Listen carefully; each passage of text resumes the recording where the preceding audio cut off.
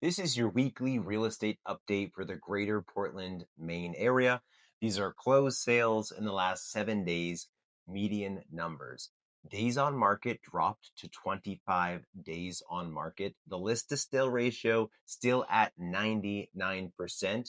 Your closed price dropped down to $456,000. The average 30-year fixed interest rate ticked down a little bit again to 6.01%. And of course, US inflation took a big drop year over year to 2.4%.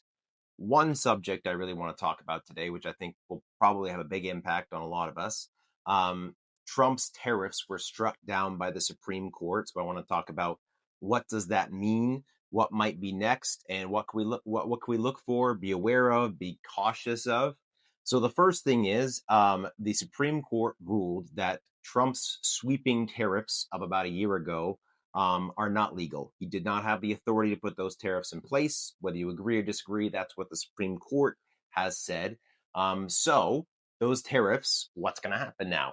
The first reaction was, oh my goodness, probably refunds, right? So collected billions of dollars worth. They're saying that the liability might be between 150 and 175 billion dollars worth of tariffs that people could now potentially make claims against. Companies and individuals are already crying for this wasn't even legal.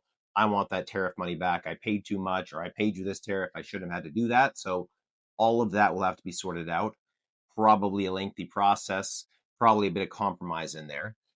Another big thing that comes into question is, well, what's going to happen next with tariffs? So immediately following the Supreme Court decision, Trump already made an announcement. He's doing a 10% global tariff, and he's using a different section of the Trade Act now, Section 122, but that can only be in place for 150 days. So that begs, well, what are we going to do long term here?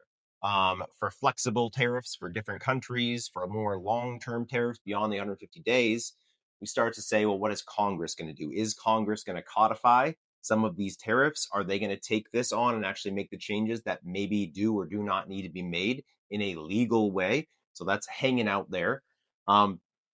Overall, it is unfortunate news because whether you think the tariffs have been good or not, whether you think they're working or not, they created a lot of upheaval a year ago in a freeze in the economy.